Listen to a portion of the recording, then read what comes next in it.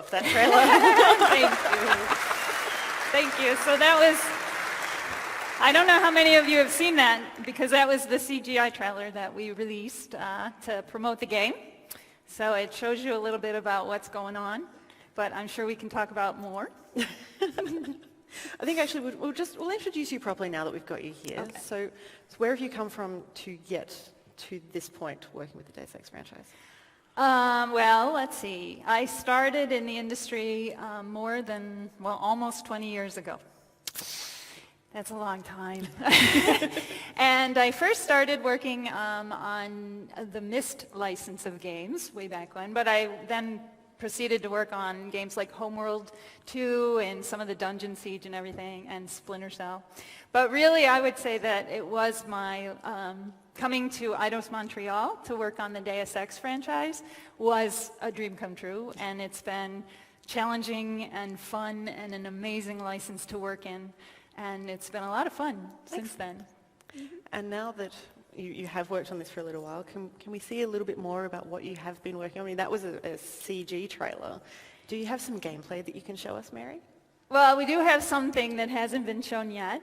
The CGI trailer, as you saw, kind of sets up a bit of the world, and I think you probably all know Deus Ex franchise. This is a role-playing action RPG that takes place, and Adam Jensen is back. So what we're going to show you right now is a little bit of some gameplay footage that we've taken, but I need to explain it just a little bit. First of all, for the sake of the demo, we were playing when we played it, we were playing with unlimited energy, life, and ammo so that we could show off everything to the best. We also, it's still early in the development of the game, so it's still work in progress. And to explain kind of what we have here, the story takes place 2 years after Human Revolution. Adam Jensen is back, and he is now working he's left Seraph Industries, and he's now working for a counterterrorism organization, because at the end of Human Revolution, there was a massive event where all the mechanically augmented people in the world went kind of crazy and started attacking and killing people all over the world. It was a massive event, and in that time, although Jensen attempted to shape the message after that, 2 years later, the world is still dealing from that and reeling from that event. So there's a lot of paranoia, a lot of racism against the augmented, and the world is becoming even more segregated. So what you're going to see right now is a section that's later in the game. We've actually, because I'm a big story person and I don't believe in spoiling story, we've removed a lot of the story elements from it so that we can really just focus on showing you some of the gameplay possibilities in this level. It's happening later in the game. Jensen has been sent into to investigate a criminal organization called the Diwali family, and he's going in to find some information relevant to his case. But that's really all we're going to tell you story-wise. And we're just going to start right up with it. And this part only represents a small portion of the level that you're playing. And we're not going to show any of the social. First thing we're going to do here is we're going to start by picking some augmentations. And for the purposes of how we wanted to show it off right now, we wanted to show off a more aggressive approach. So we're going to play this first a little bit stealth predator and then combat to get in. According to our intel, Kingpin's office is backstage. You might find something there. So as I said, he's heading into this section which is controlled by this criminal organization, the Diwali, and he's got to get inside that theater. First we're going to look around a little. We're marking our enemies here so that we can keep track of them as we go through the level. But as you can see, there's different approaches we could take, different side. We could have gone off to the left. We could go straight through and really take these guys on if we want. But we're going to go a little bit stealthy at first here. And we're going to go around to the left. And you can see the cloaking augmentation is back from the first game. And that allows us to sneak around and really look for different ways to get into that theater. There is no loyalty Deus Ex is, of course, all about exploring the environments, looking for different paths to get to your objectives. And this time around, we've really played with verticality in the levels. So not only is it, finding the paths and events on your ground level, you want to go up and you want to look up and be aware of all these different entrances and ways to get in. And in the process, by exploring more, you're going to find lots of goodies that our level designers have hidden and scattered around the level for you, like this sniper rifle here.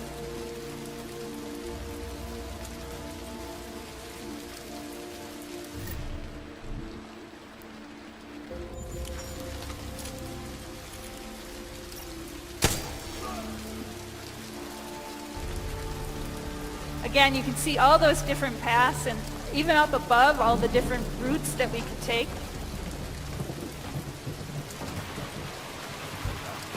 Huh? You hear that?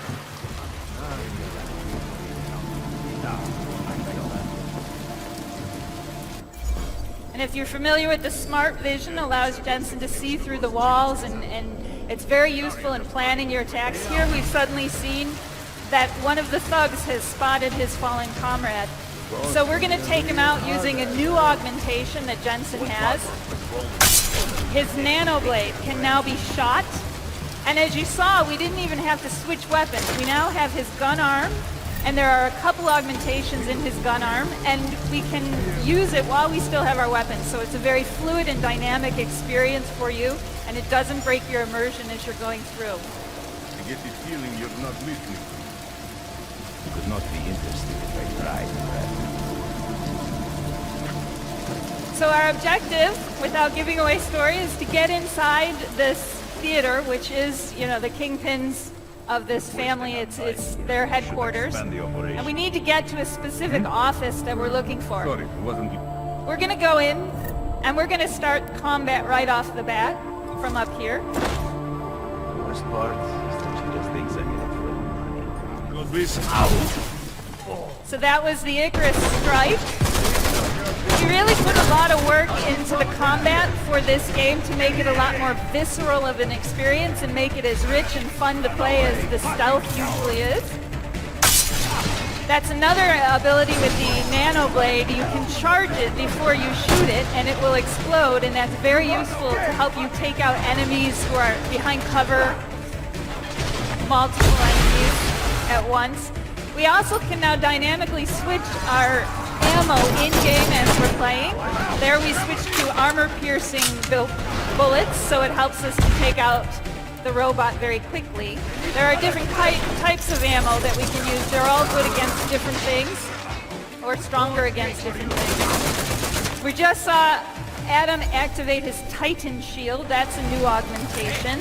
It basically allows him to absorb a lot more of heavy fire and turns him into something like a human tank for a short period of time. It also looks really cool in game.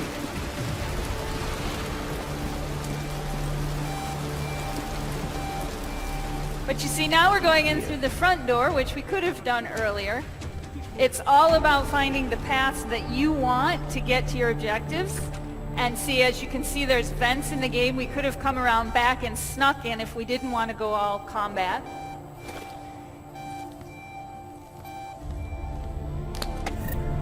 And it gives us an opportunity to explore and pick up various items. We've also got things hidden in the world like the readables that you'll see in a minute that will tell you more about the world. Things like newspapers, that by reading the newspapers in the game, you can see a lot more and learn a lot more about the factions, the things that are happening. This is another new augmentation, the wireless hacking. So there's one of the newspapers I was telling you about, scattered throughout the game.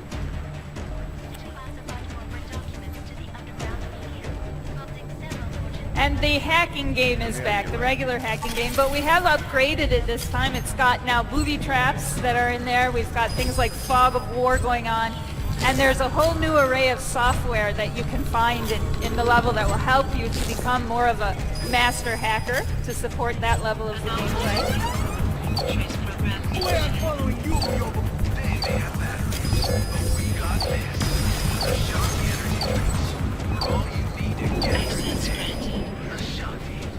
So by hacking into this was a security terminal, so we're able to actually access some of the cameras. We can turn them off. It'll make our route through a lot easier without triggering alarms. We can also, you'll see the robots. By hacking a security terminal, we can control the robots. We can make them friendly on our side. You can also hack computers to find emails and read about things that are going on in the world. Keep looking.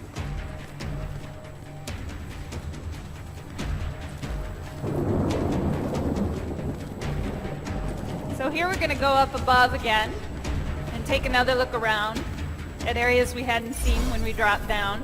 We do have the punch-through wall that is back, enabling us to make our own pathways. You know this.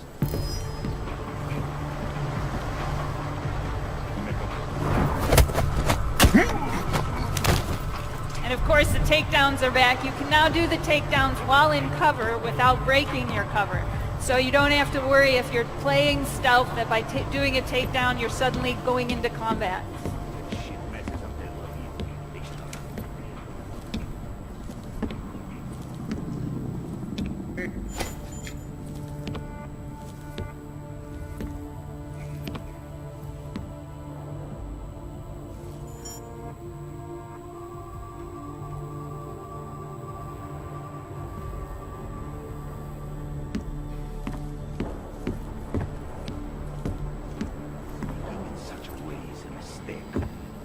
So another of Jensen's new augmentations, the Icarus Dash. It allows you to access very quickly different levels, either through vertical jumps or through horizontal ones. Okay, so I'm on it. And so here we can get up above, we can plan our strategy as we're going through, see how many guards are down below. It is really all about playing the way that you want to play the game and planning your strategies.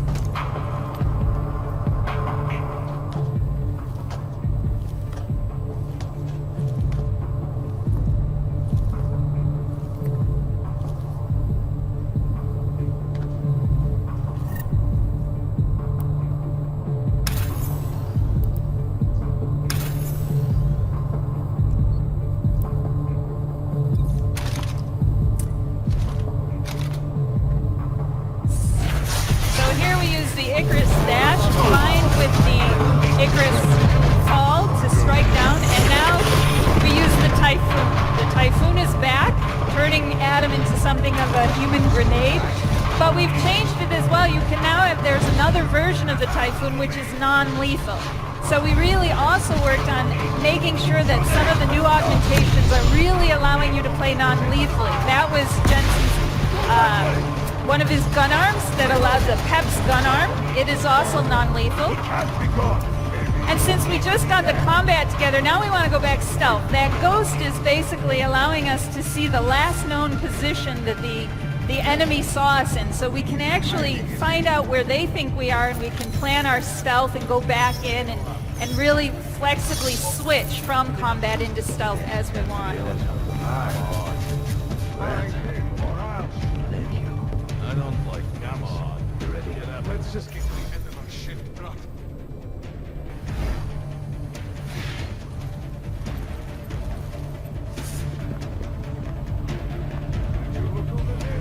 So here we got 4 more enemies. We have another gun arm, the Tesla gun arm, again non-lethal. You can use it to shoot between 1 to 4 enemies and take them out non-lethally with an electric shock.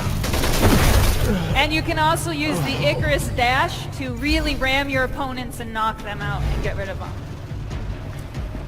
So that gives you a sense of some of the new augmentations and new abilities. Here we are, we're reaching our objective for now, but like I said, we don't want to spoil any story for you. And that was only a small section of the map for you to see today. I hope you liked it.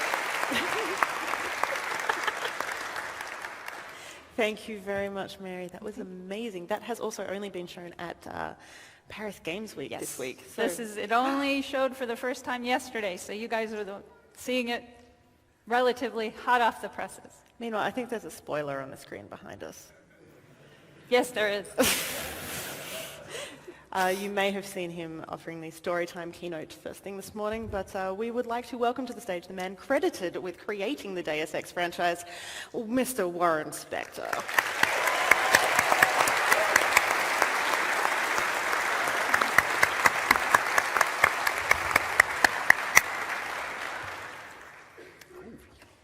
Thank you for joining us. Yes, Hey, it's thank my you. pleasure. Thank you. So those of you who thought, there are people leaving. Uh-oh.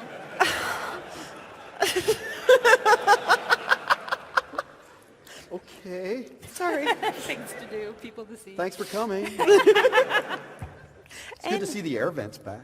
Yes. So that actually, And cleaner, no dirtier than ever, actually. Yeah, the whole thing about Deus Ex is if you see an air vent, climb in it. And if you see a garbage can, you always want to search it. so given that we have these two lovely people here with us, we're actually going to talk pretty much about exactly that. We have two very different perspectives on Deus Ex. So we have Mary, who's working on the more recent games, and obviously Warren, who worked on the original.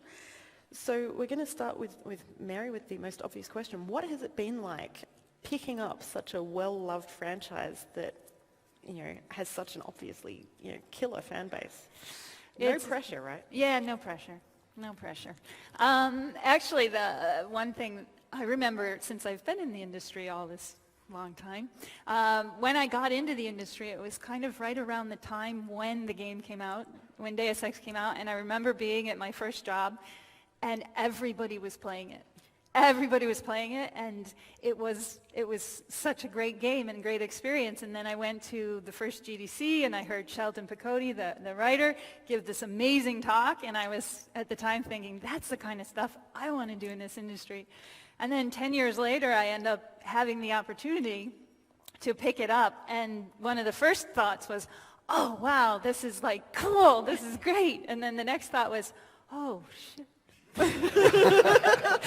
Oh my God, how do we do this? How do we make what is such a loved game, how do we bring it back and make it fresh for today's audience and everything? And that was a challenge. But for me, one of the things that helped in that was knowing that we were actually setting our game 25 years before.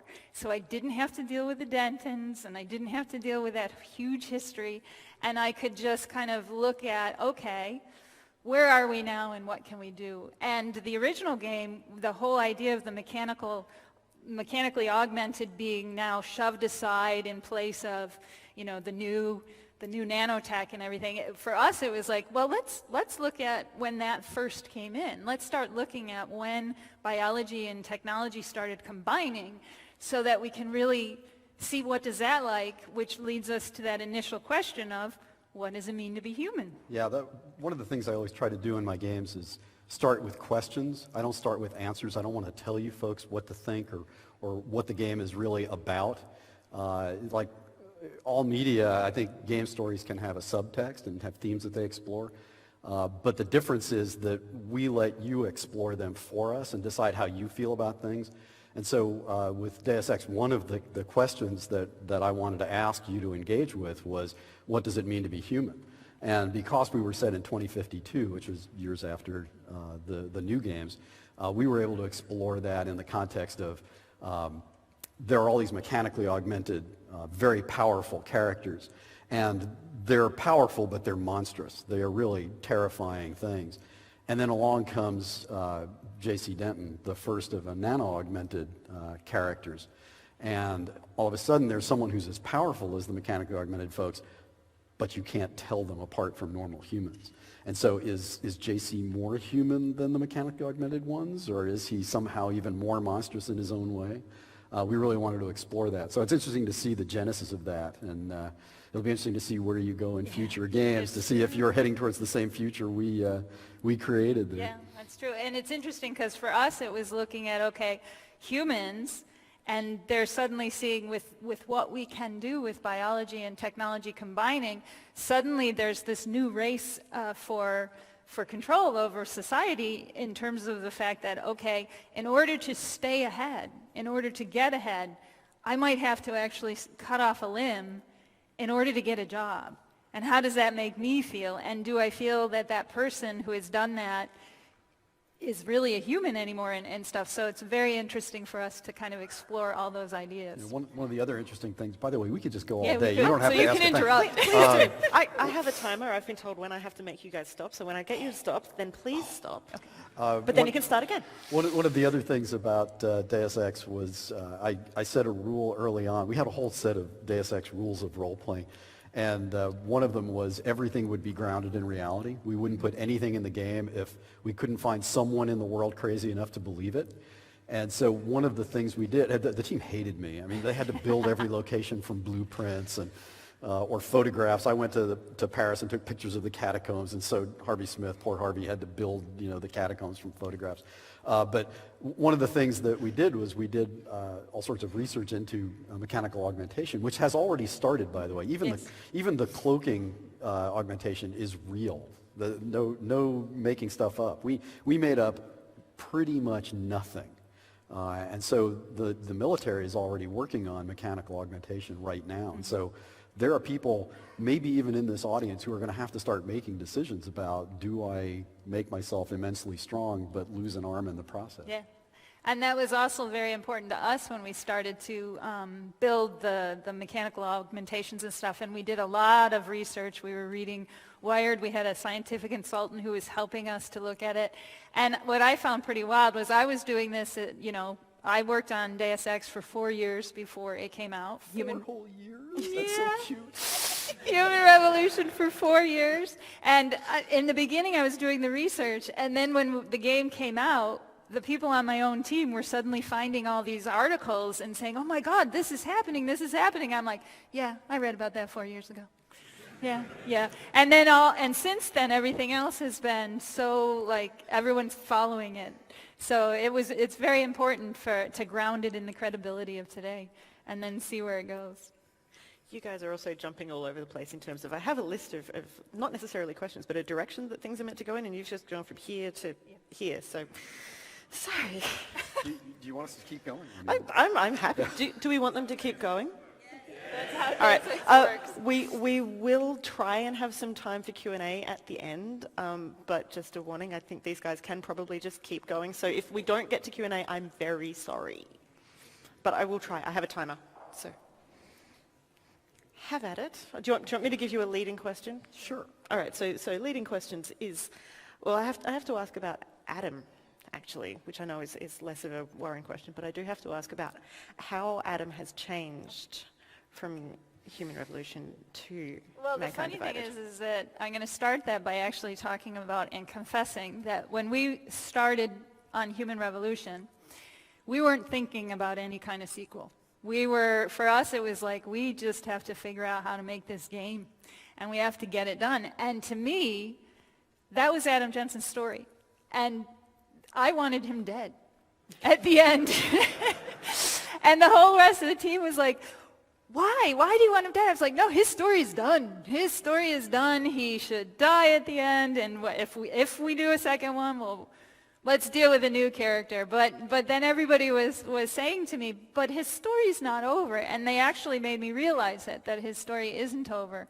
Because the way I kind of talk about his journey through Human Revolution was that here was a guy who was forced to become mechanically augmented because of this terror attack. And in that moment, he lost control of his choices. And so he spent the rest of the game trying to regain control over his choices. And for him to do that, he had to understand how it all came about. And so that was the journey to uncover the conspiracy and get that. And in the end, he did such a good job that not only did he get his choices back, but he had to make a choice for the whole rest of the world. And he did, in that moment, make a choice. Well, 2 years later, what he's realized is that the world doesn't change with the touch of a button. That was in the first game, actually. But, okay. And that it's not as easy to direct the world, and that there are forces out there who are still conspiring. And so in this one, he's become more aware of his own abilities. He's kind of gone from being, I never asked for this, to, he knows what he is. I've actually stolen that line, by the way. I've used it. And so, yeah, well, that's good. I didn't actually write it, so that's good. And so now he's become harder, and he's a little bit more jaded. He's realized there's a lot more work to be done, and that he wants to get to the heart of the people who have really caused this chaos in the world in order to make a change. You know, it's funny, actually, you say that Adam Jensen's story is done. One of the ways in which I'm pained to admit I am out of step with the world of game development these days is I'm a big believer in letting you finish something. You know, most games now you have to play the first one, and then next year the second one comes out, and the year after that the third one comes out, and you're playing the same character over and over and over again. And I'm a big believer in you play the game and then move on to another game, you know? Just go play something else. And so I actually like ending character stories. I think it's much more dramatic. So I actually approve. Yeah, but he's back. Yeah, I know he's back. Of course. It's inevitable. I mean, that comes back to, I think you said something a while ago about how games are a medium, except it's up for the player to tell the story rather than, you know, the game. And so how was that something that you implemented in Deus Ex, and then how is that something you've worked with in the more recent games? Well, that's a concept that, I mean, I said it earlier this morning, that gets back to when I first started playing Dungeons & Dragons, and then working with Richard Garriott on Ultima 6 was eye-opening for me. And I've just been trying to do that a little bit better in every single game. I've worked on 24 games, and every single one of them is about the same thing. It's kind of sad, really. But I hope I do it better and better each time. But it's just something about, you know, using a combination of scripting and simulation, that right combination, so that as the developers, you know, the team actually controls the sort of Aristotelian, you know, character arc and story arc, but leaving all of the minute-to-minute gameplay to the players. That's kind of the underlying idea. And then if you get the simulation side right, players will figure out all sorts of stuff that you never even planned. You know, the sort of iconic example of that is the lamb ladders. Are you guys familiar with the idea of lamb ladders? Yeah, okay. Well, if there are any of you who aren't, just sorry for the people who already know this, but we created this thing called the light attack munition, which you could put on a wall, and it would stick to the wall, and if an enemy came close to it, it would, you know, explode. And if you went near it, it wouldn't explode. And so we modeled it in 3D and gave it a collision, and it was an actual object in the world. And what players figured out is they could jump up on it, and then put another one higher up and jump up on it, and put another one higher up and jump up on it. And so empowering players to use tools like that, where there are uses that we didn't anticipate, is the real power, I think, of Deus Ex. And one of the things that I think the Eidos Montreal folks have nailed. You know, they understand that it's not about them. There is a part of the story that does belong to them, but it's about that balance of scripting and simulation that's the art of it. And there is no magic. I mean, you know, on Invisible War, I think we did a surprise. If you go back and look at it objectively, we did a pretty amazing job of empowering players even more than in the first game. Made some other mistakes that I think hurt the game. Hey, no laugh. But if you go back, we actually do. You have more control over the story in Invisible War than you do in the original game. But finding that balance is the art of Deus Ex, and it's very hard to achieve. And I come from the narrative standpoint more strongly, and I actually think that's one of the power, and that's why I love the license so much that Warren created, is because with story and game, you get to experiment and you get to try out different things. And one of the things for us, we're always dealing with shades of gray, and we're dealing with moral issues and ethical issues that are there. And it's like I'm always telling the writers on the team, we're not here to make a judgment. We're here to allow the player to look at this real issue in a way that they make the judgment, they make the call, and we show the consequences of that action as best as we can in a real way that hopefully is not judging them, so that they can look at it and say, whoa, okay, maybe I didn't want that outcome. Maybe I didn't want to see that happen, and what does that make me think about myself and who I am, etc. And I think that's one of the power of games, and it's the power of storytelling in games. And I think it's a power in this license if we can do it right, because of the approach of always dealing with allowing you to experiment and find it out on your own. You hit on a couple of really important things. Actually, again, I put together those rules of role-playing, and one of them is never judge your player. The player should never know what I think or what a designer thinks. I mean, there's no way anybody in the world knows what I think the right ending of the first game is or what the right way is to play. It's completely irrelevant. You never judge your player. And you also mentioned Shades of Grey. That was another, I mean, the starting point, there were two real starting points for Deus Ex. One was, I called it the real world role-playing game. In 1995, I started thinking about a game called the real world role-playing game, the time you started in the game business. Wow. Anyway, but that was one of the starting points. And the other was a thought that came to mind for me basically out of the blue, which was, what would happen if you threw James Bond into a world that's all shades of gray? This is a guy who believes in right and wrong, and all of a sudden he discovers that the world is nothing like he believes it is. And so that was a critical point for us. I'm thrilled to hear you say that. Yeah. Well, it's a big one. You stopped just as I'm having milk. Excellent. Thanks, guys. Oh, and so we're talking about characters, but also we can talk about the world and how for both of you, the world of the game was a representation of the world that we are actually in. So whether it was from representing the real world or more so now looking at some questions, can we talk about that a little bit? Can I just take that for 1 second? Yeah, go for it. So the whole idea that Deus Ex is science fiction and a futuristic game is just a lie.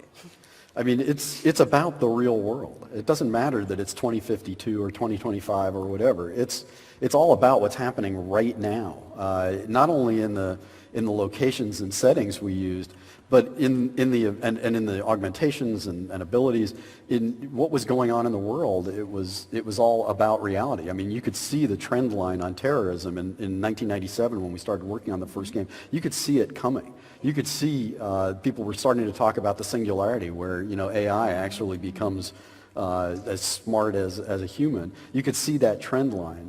The fears and potential about nanotechnology, you could see the trend line. And so all we were doing was exploring that real world stuff in a context that we thought would be more palatable to players and also more achievable in a game.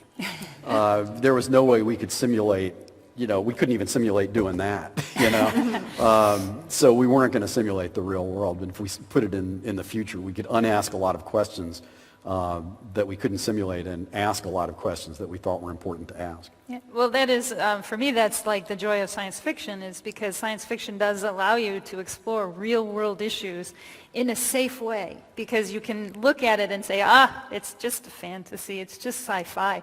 But in truth, you're actually looking at, it's holding up a mirror to the world, and for us, it's very important to do that. I talked about how when we first started on Deus Ex, we did a lot of research into biotechnologies and where the world is going with that, and now with Mankind Divided, we're continuing on from there, but now we can actually look at a lot more of the social issues that are going on in the world and hold up mirrors. You're seeing things in the U.S. with the military-industrial complex, with Ferguson, with all these places, and you're seeing now with the Syrian refugees and all that. These are real issues today, and we look at those things and try and hold up that mirror in a non-judgmental way that allows us to really explore those things and see it. And I think that's why with the endings of Human Revolution, what we actually decided we wanted to do in those endings is not wrap up the story with a nice little story cinematic. We actually wanted to take a step back,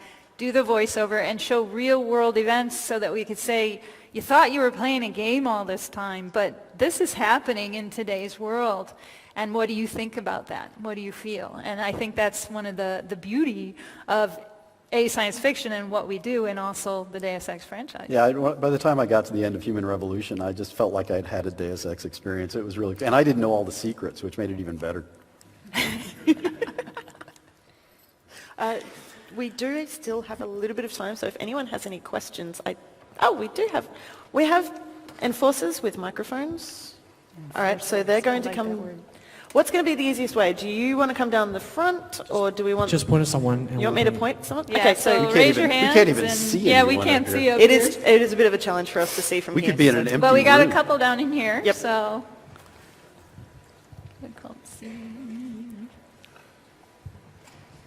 Hi guys.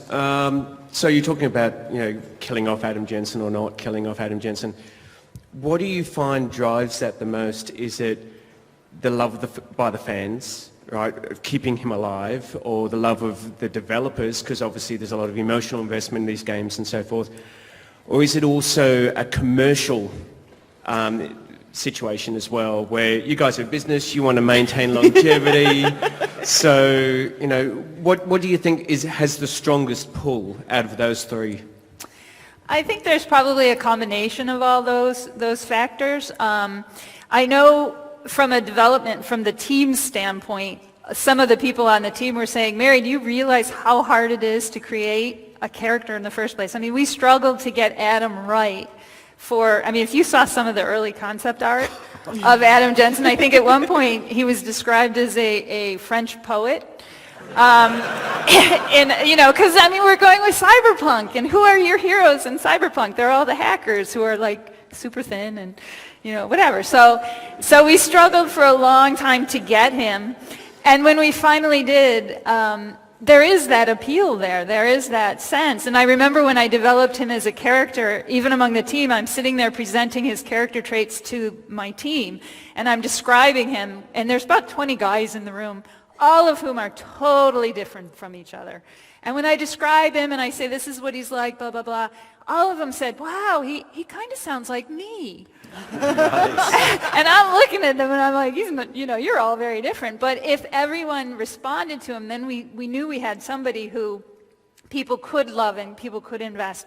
And it's really hard to let that go. It's really hard. And for me, maybe part of the reason that I wanted to kill him was because, I was a bit afraid I couldn't take him forward, but he is a powerful character. Yes, there are other, the fans love him, they want him back, and that's really good. It's a combination of things. It's interesting because I had less trouble moving on from J.C. Denton. In retrospect, I kind of wish we had kept him around, actually, but part of our deal was we wanted you to inhabit the character. We didn't want to make a big deal out of giving J.C. Denton a huge personality and everything, because what happens in a game when as a player, you're happy and having a great time, and then the character responds to something angrily or being all depressed? There's that disconnect. We wanted you behind the eyes of J.C. Denton. And so we even had to, the poor voice actor, Jay Frankie, who did the voice acting, because we had to tell him, talk like this because we don't want to have the character. It was horrible for him, I'm sure. And he's actually living in Australia. I wonder if he's in the audience now. What's that? Did he talk about how frustrated he was at not being able to act because we didn't want anybody to have to think about how he was feeling? But it was really easy to move on from J.C. Denton from that perspective because he was just every player. It's funny, whereas with Elias, that is his real voice, and Megan Reed is That's his real voice. Yeah, he does do a little something to it, but it's his real voice, and Megan Reed was played by his wife, and we had them in the studio together for a recording session, and the very first time she started laughing, and she's like, that's the voice you used when you wanted to date me. Yeah, it was so nice working on Disney Epic Mickey, where all those characters, it's the real voice actors who do Mickey Mouse and Minnie Mouse and all that, and they were having a good old time, and we were just letting them go. How about another question? Maybe over here. We'll shake it up. Do you have any character or place that was especially fun to write? Wait, say that again? I didn't hear that. Do you have any characters or places that were particularly fun to write? Oh. For me, I really enjoyed writing Pritchard. He was fun, especially because when you look at the exchanges between, one of the rules with Pritchard was, we kind of said with the writing team, we said, okay, we all work with people that we can't stand, but we have to work with them. And we can reach a level of professionalism with these people, but at the end of the day, we will never go home and have a beer with them. And that's what we said for Pritchard. At the end of the game, they are not going to be friends. They've grown in respect for each other, and it was a lot of fun writing him. And it was a lot of fun knowing that Jensen would always get the good comeback. And it was really fun recording him because the actor who recorded him, Andreas Asperges, who does him, he would do it. And then as soon as he would do the line, then he'd go, God, I hate this guy. So I had a lot of fun with Pritchard. A lot of fun with Pritchard. I didn't do any writing on the first game, but I will tell you that Tracer Tong was by far my favorite character. I love that guy. Someone else. Question, there's a guy in a grey shirt there. He was his first hand that I saw. Go on. No, Oh, well. sorry, I point to one guy and he points to someone else. So. Sorry. The original Deus Ex game obviously was a source of inspiration for a lot of other games that came after it. But I'm curious to what other games, perhaps more recently or otherwise, served as inspiration, in particular for Mankind Divided. For example, I couldn't help but notice with the Icarus Dash, reminded me a lot of the blink ability from Dishonored. So what games inspired it?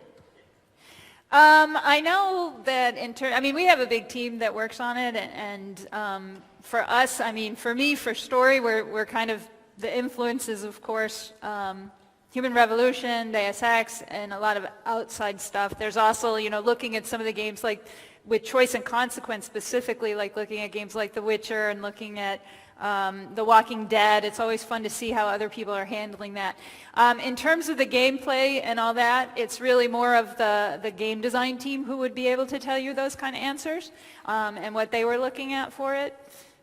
So I can't really explain that one. I will say that in addition, obviously, to the Deus Ex games, the game that I think best expresses that idea is Dishonored.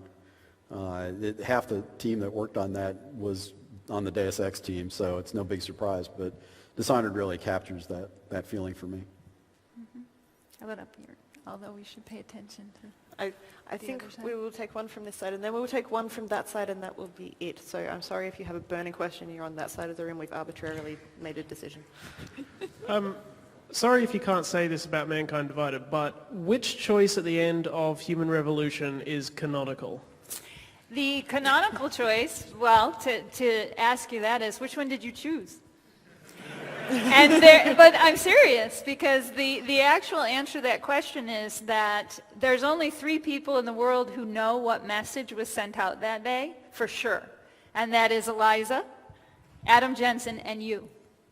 And what you have to realize is that what has happened in the world in that moment is this massive tragedy, this massive terrorist attack, so to speak, like the Twin Towers falling all over the world. And in those moments, people are so caught up in that drama of that moment that they're not listening to messages. They're not paying attention. By the time people are ready to deal with that and are ready to hear of it, other forces have got out there and have thrown out other messages. And there's all sorts of competing messages, including, and many coming from the Illuminati and the people in power, but many coming from you and me, who are like trying to struggle and deal with, how did my loved one just go crazy and just kill my child? How did this happen? And what is the explanation you want to make? So by the time people were really ready to hear that message, yes, the message did get out, but so did a lot of other competing ones. So really the only thing the world knows is that on that day, millions of augmented people went insane and started attacking and destroying. Millions of people died. The Panchaea installation was so damaged it eventually collapsed upon itself, and there was a rescue attempt. There are rumors all over the place. Everything from, you can hear these rumors from, it was poisoned neuropozyne that caused the Augs to do it, or it was bad regulation of the corporate world, or it was the Illuminati, or these people in charge of government conspiracy, even to the fact that you could hear the rumor that one valiant soul gave his life to stop it. And all those rumors exist. And you, Adam Jensen, are the only ones who know the real truth. And that kind of feeds into why he's going forward, because he realizes it's not as easy to shape the world as you think, and your job's not done. That's interesting, because we did it much less elegantly, but after the first game, we actually just said all of the end games happened. That's the simple explanation. I'm a writer. I have to have words. Okay, so one more question from this side. There's a guy in a checked shirt there. You have good eyes. You have good eyes. Well, I remember going through the first game, and the first time I played it, I spec'd out my Jensen as hacker, stealth, that sort of thing. Then when I came up against Barrett, I was completely mowed down. I think many people in this audience would feel that way, but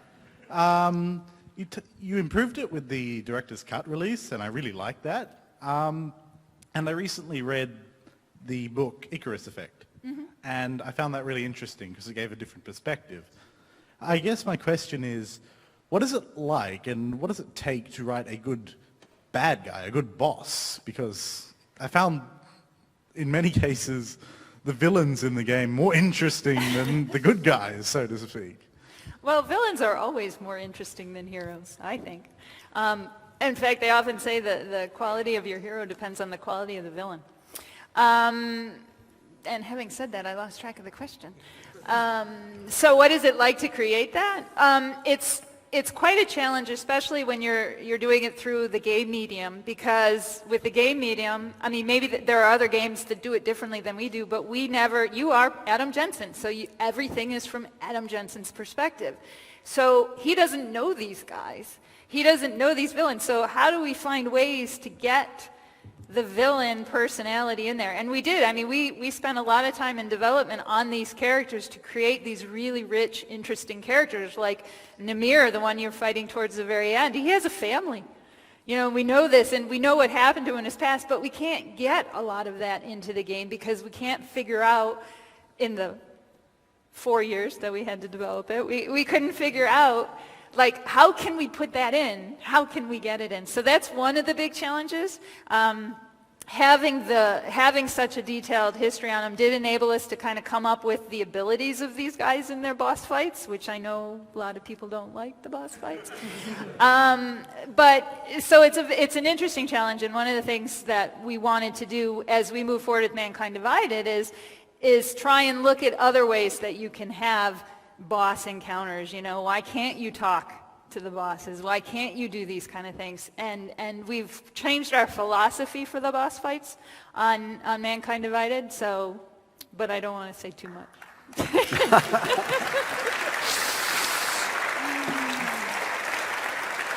It's a good question, thank you. That actually sounds like a pretty good note to end on. I mean, obviously these two could sit here for the rest of today and just answer questions and talk amongst themselves and reminisce, and JC Denton and Adam Jensen. But unfortunately, there is a whole expo full of other panels and fun things for you guys to go and do. So thank you very much for coming. Thank you to Mary and Warren for joining us here. Thank you.